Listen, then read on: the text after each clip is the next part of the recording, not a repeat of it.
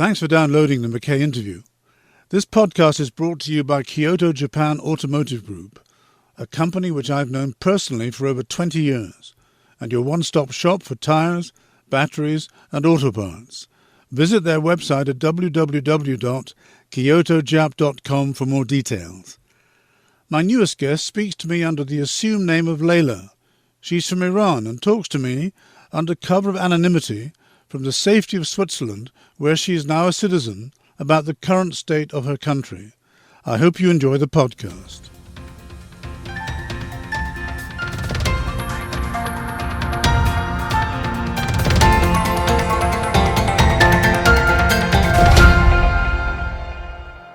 Hello, everyone.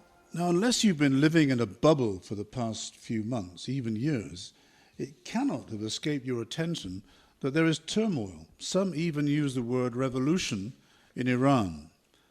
Turmoil is not new to that country. Listeners of a certain age will remember the revolution which toppled the Shah and brought the Ayatollahs and a repressive form of Islamic theocratic rule to power in 1979. I do, quite clearly.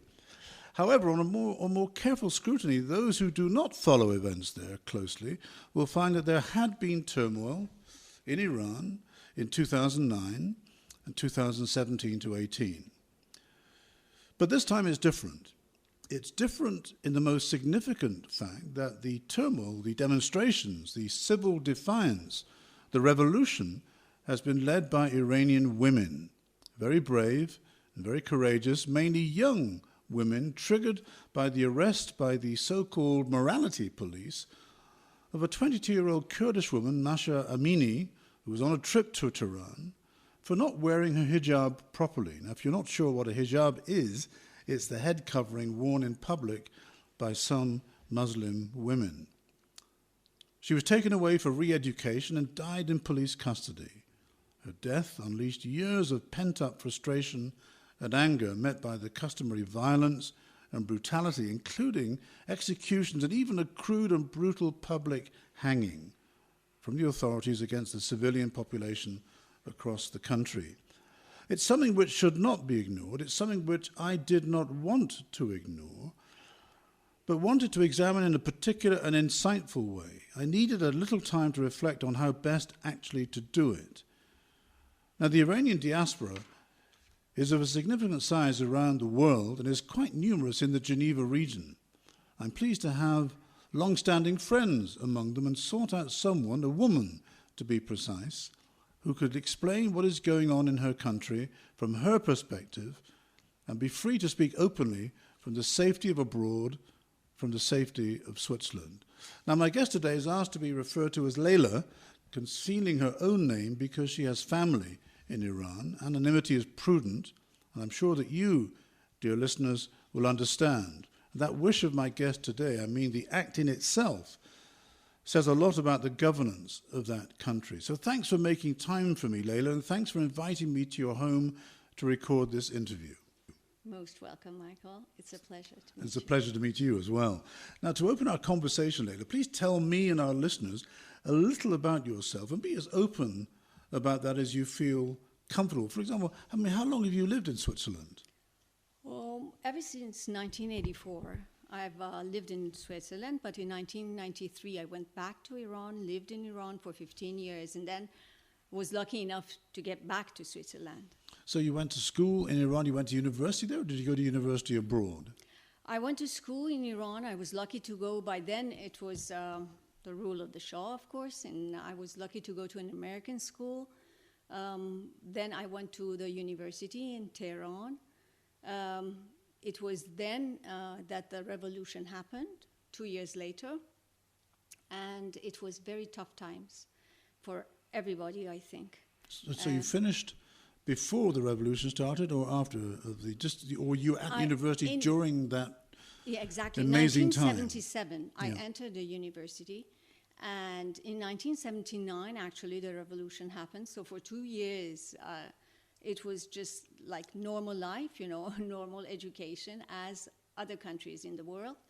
But then everything radically changed. My goodness me, yeah. Unfortunately, there was a chaos in the beginning, very chaotic, but well, we were then asked to put hijab, the scarf on, and wear long mantos and to cover ourselves, which was something for us very far-fetched, but it all happened very fast. So tell me, I mean, it's a big question to ask, but I'll just let you answer it in the way you want to. How is it, in your own opinion, your own experience, that Iran has actually arrived at where it is today in its long and very flourishing history?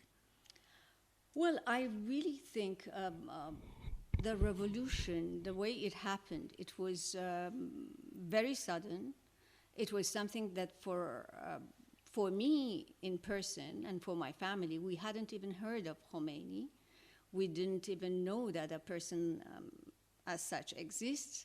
But everything happened so fast. It was as if everything had been destined to happen. Everything was maybe planned to happen. But unfortunately, it happened. And we were all... I don't know when the Shah said the silent majority. I think, in a way, he was right, because the majority of the Iranians were silent majorities, and those who really protested and started a revolution were a minority either connected to different parties or factions, and of course, religion has always had a very important role in Iran. And before the Islamic Republic, nobody really knew what Islam is. Maybe the good thing about this revolution was that we all got a better picture of what a religion can be, especially Islam. But people listening might find it hard to understand that, particularly as the vast majority of people listening to this program will have never been. So their only, if you like, contact or knowledge of Iran is what they see through the television news and documentary. But I want to ask you something a bit more specific. If you're looking back to the time of the revolution in 79, which overthrew the Shah, why did the educated Iranian people follow a man like Khomeini? I mean, it's been explained to me by an Iranian friend that most Iranians, and you've just in a way intimated that, had never even heard of him. So was the rule of the Shah so bad that he deserved to be toppled? Could you just give us some insights into what was going on in that country? It's a big country, what, 50, 60, 70, 80 million people? So it's a big place. What was going on there that he deserved to be toppled?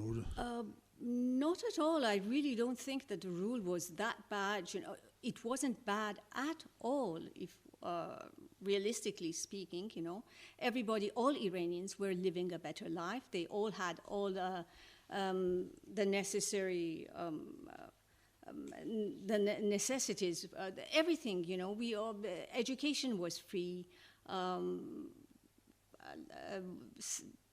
Iranians lived better lives, they were paid better, there was more money, economically speaking. Iran was in a very good situation. I cannot, you know, I can still not understand why did all that happen. But I think in a way, there were always parties within Iran, because with the rule of the Shah, there was only one party, and that was the Rastakhi's party in Iran. So there's an organized political, when you say parties, you mean political parties? Exactly, yeah. Political parties. But the leftists always existed. The religious people were always, they were always against the freedom and the liberty that was given by the Shah to the people, especially to the women in Iran. And they were frustrated in a way. And of course, the left, you know, there were different factions. Even I remember by then the Shah was saying always the Islamic Marxists, and everybody was making fun of this, you know, the expression. How can a Muslim be a Marxist, you know? But the Mujahideens, they were actually, in fact, the Islamic Marxists, you know. So all these factions and parties, political parties, they were working in Iran. They had their fans and maybe not members by then because they were not out in the open. So in a way, everything was really working to topple the Shah. Well, can I ask you a particular question there, Leila? That is that you said that during the time of the Shah, women were allowed to and given the... So even before the Shah, was it more repressive for women before the Shah? And did he, in a way, open up the society? I mean, in that respect, was he quite different from what had come before him in the 20th century? Of course. Well, tell me, because I don't know. Before the Shah, it was hijab, women were covered. It was like that? Of course. I see. It was in 1962 that the Shah gave allowed women to vote. It was with the Shah that everything happened really to Iran. Many people may not know that, so it's good that you say that. It's good that you explain that. No, it was with him. He actually, one thing that also hindered his rule was the land reforms that he did. In 1963, with the White Revolution, with the land reforms, there were a lot of Iranian landlords, aristocrats, who had plenty of land. So what he did was to buy the land from them and give it to the peasants or the farmers or those who worked for the landlords to sell it to them 30% less than the cost with 25-year loans. And this was resented by the landowners. Exactly. And a lot of the people that later became enemies of the Shah were actually the landlord families or the aristocrats, we can say the feuds, really. It's a feudal system. They wanted their land back. And so everything, in a way, worked against him, and unfortunately, it happened. Whereas if the revolution had not happened, I ask myself, what could have Iran been now? We're going to come to that a bit later, Leila. But let me just ask you another question. I mentioned earlier that the majority of the people listening to us today have never been there, never been to Iran, and I've never been, and I'd love to go. I've been invited, but I've never actually had the chance to go. But I'd like to know. We're going to come now to the religious and the political aspect, because this is what's, in a way, seems to be on the television screens driving this current turmoil, revolution. What is it in the current governing regime's particular version of Islam that seems to be so anti-female? Because that's what it comes across to the foreigner. It seems to be anti-women. Exactly. It is a religion that women have half the rights as men, even when they are witnesses. Two women's witness equals one man's witness. Everything for women is, in a way, women is like I don't know, when they say an apartheid, gender apartheid, it is really gender apartheid religion, unfortunately. And maybe, I don't know, the first thing that they did was to ask the women to cover themselves. In a way, this was to disdain them, to treat them as a second citizen, But you said this was the case before the Shah anyway.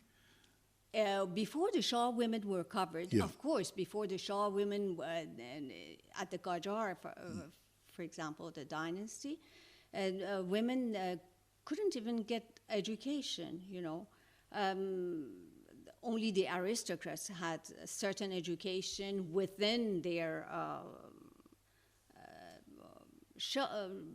within where they lived. Really, it was home it was education. a very narrow society, a very narrow view of the world. Exactly, it was very closed. Everything was really very limited and restricted. But it's with Reza Shah that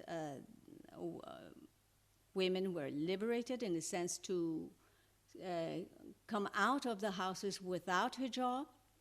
And for the first time, it was Reza Shah who asked women to unveil themselves, you know. And through the regime, they take this attitude, if you like, these rules towards women from the Quran. They back this up with religious quotation.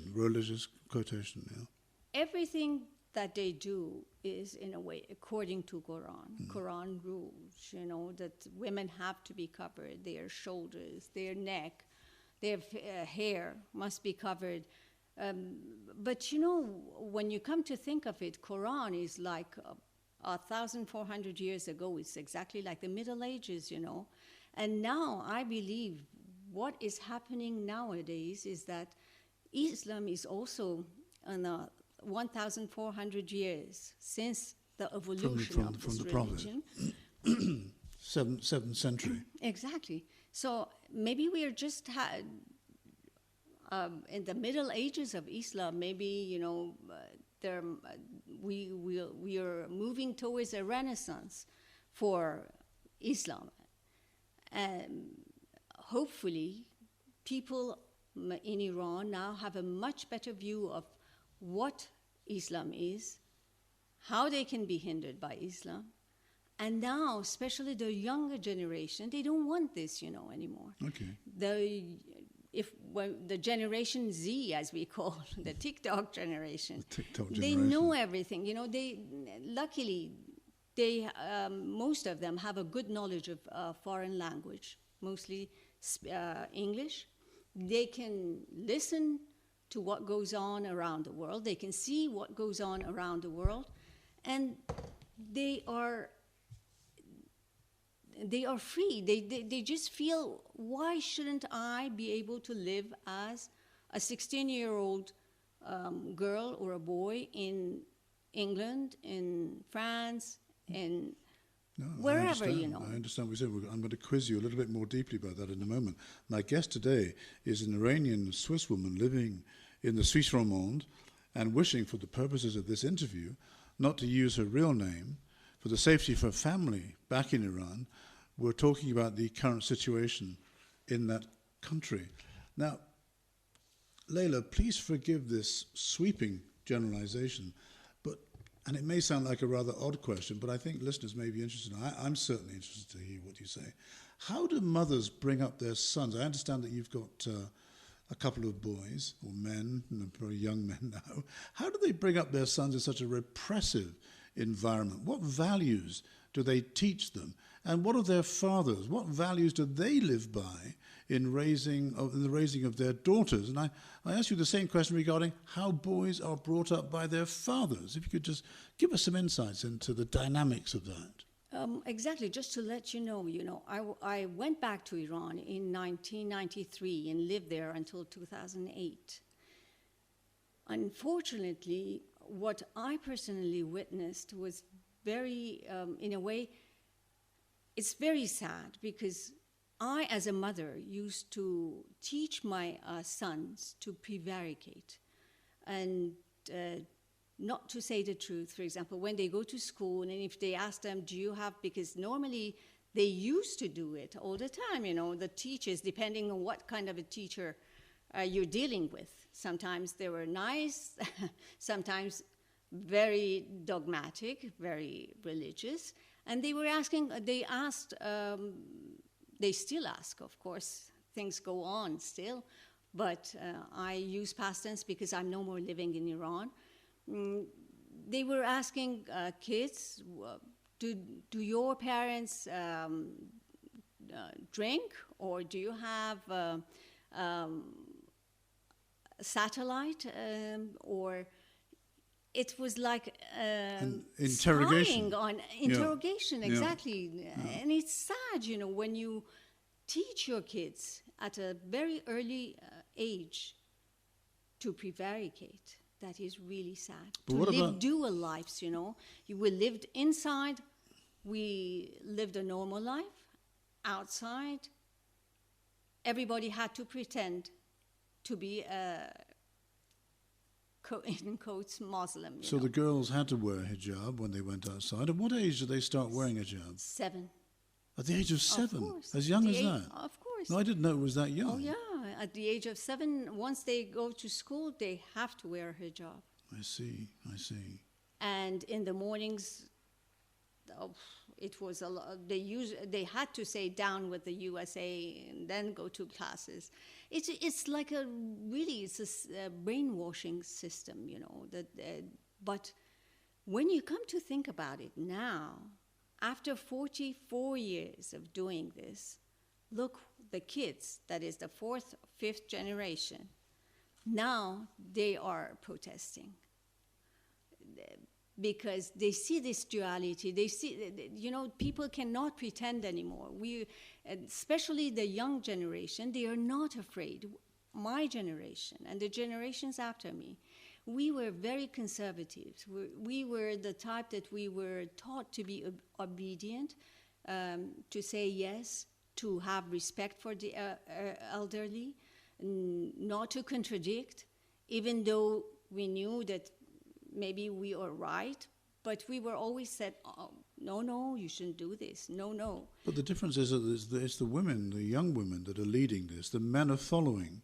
I mean, do you see that as being significant compared with previous revolutions? Very significant in a way Uprisings? that, you know, the women now, the girls that we see out in the streets, they know what life is outside of Iran.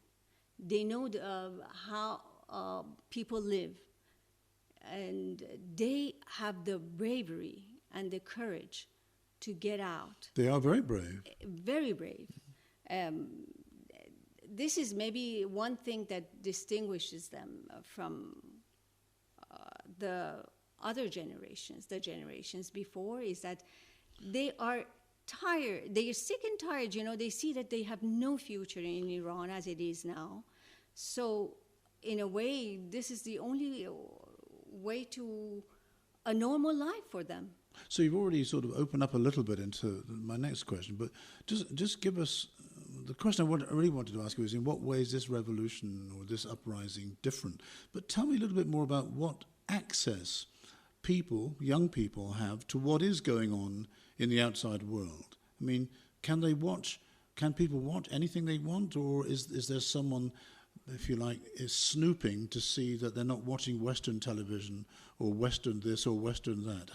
What actually happens? I can tell you that 20 years ago, most probably, they had far more power than now to They being restrict the people, government. to constrain people from, they used to even ring. You had to open the door to come and see if you have a satellite or not, and to get the dishes, the satellite, and find you and take the satellite and the dish and the box. So they could come into your house and do exactly. They were allowed to do anything, and they are still allowed to do anything. They still do it if they want to. But one thing that is different now is that the younger generation, they all are very fluent in, not all, but I can say at least 80% of the younger generation, they are fluent in English. So it's taught as a second language, is exactly. it, in schools? Exactly. Well, it is taught as a second language in schools, but it's them who are really going after it. Some of them, they are self-taught. To make themselves competent and fluent in that language. Exactly. And once, you know, they have the internet, they know the language, then they connect to the world. Of course. They see what passes in the world, what happens in the world, and they want to be the same. You know, they have the right, and the bravery and the courage to go for it. So I really don't think there's a way back now. I was going to ask you that because that's my next question, which was this current uprising. I use the word uprising and revolution almost interchangeably. Do you think it can prevail? I mean, what are the chances, in your opinion, of success? And just give me some idea of how you come to that assessment of success. Where do you think it's going? I personally believe that there's no way back. This time, it must happen, you know. But the stakes are very high for the regime. The stakes is very high for the regime, that's true. But the problem is that it's not only civil rights of the people that is at stake, it's also economically speaking. The country is really has no future when you come to think of it.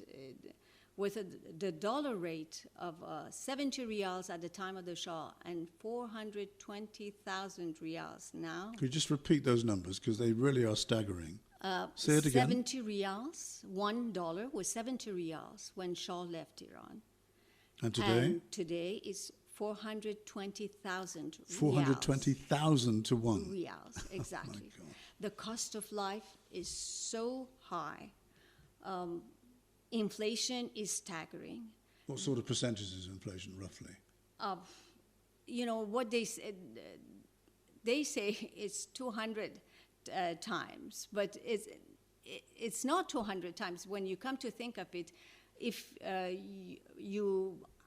when I was living in Iran, for example, a 500-gram yogurt was bought around 600 riyals, okay? Now it's 600,000 riyals, one yogurt. For some yogurt. 500 grams of yogurt. Amazing. So it's 1,000 times more. But what the government says, they say it's 200 times. It's because of sanctions, and it's because of sanctions this is all happening. Exactly. Yeah. Not the sanctions, really. Yeah. It's just mismanagement of the whole thing, you know. So it's competence as well. Sanctions, the problem is that sanctions was just an excuse for the government to manipulate everything and to use it for all their weaknesses and shortcomings. I think that the whole thing is mismanagement. And unfortunately, Iran, what I believe is a kakistocracy, you know, really. Because people who are not meant for the job are doing the job, you know. It's a kleptocracy. There's just steal Unfortunately, and steal and steal. they steal and steal and steal, you know. If they hadn't stolen, if they hadn't, in a way, sent all that money outside of Iran, if they hadn't used so much money for the Hezbollah in Lebanon, for Yemen, and for Palestine, and unfortunately, you know, when you come to think of it, 44 years Iran has been mismanaged, has been robbed of its resources, even resources in the sense of economics, and also its people, you know. Unfortunately, those who really could be very helpful for the country, most of them have emigrated. They left Iran because they could see no future in Iran. There are a lot of people in Iran who are very capable and who can really make Iran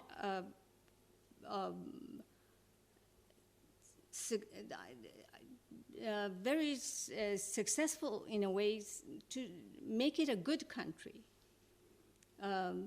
Unfortunately, they're not given a chance. Most of them are in prisons, and they are stopped. Yeah. Leila, last question. I just wanted to bring our interesting conversation to an end. Somebody once said that in revolutions, it's usually the best organized that win in the end, not necessarily the people with the best ideas. If you're right, and the present revolutions should succeed, what or who will fill the vacuum that's left by the toppled regime? And separately, what do you think would be the impact of a change on the wider Middle East region? It's a big question, but I'm just interested to know what you have to say. Yes, quite a big one, but I believe, my personal conviction, at least, is that with the Crown Prince Reza Pahlavi, Iran can attain the referendum that everybody is looking for, with the help of him. And where does he live? He lives in the States. He lives in America. In Washington. I see. But he's traveling all the time, and he has been always a personality who has been consistent in what he says. For 43 years, he has said that he wants democracy for the people of Iran, that he's never wanting to be a monarch. He is not interested in being a king. He doesn't want any titles. He just wants to see the day that the people of Iran can choose their own government. Leila, look, thanks so much for telling your very informative story and all the insights that you've shared with me about Iran. I'm sure our listeners join me in wishing you the very best of outcomes according to the wishes of the Iranian people, as you mentioned, in this new year of 2023. My guest today, speaking under the cover of anonymity, using the name Leila, which is a famous name in Iran for the Iranians listening in, living here in Switzerland and now a citizen of this country. Thanks again, Leila. Many thanks to you, Michael. It was a pleasure to have you here. Looking forward to seeing you after the revolution. Okay, after the revolution. Thanks for listening to the McKay Interview podcast, brought to you by Kyoto Japan Automotive Group, a company which I've known personally for over 20 years, and your one-stop shop for tires, batteries and auto parts. Visit their website at www.kyotojap.com for more details. You can find more podcasts on Anchor FM. Just type McKay Interview Anchor FM, and thanks again for listening.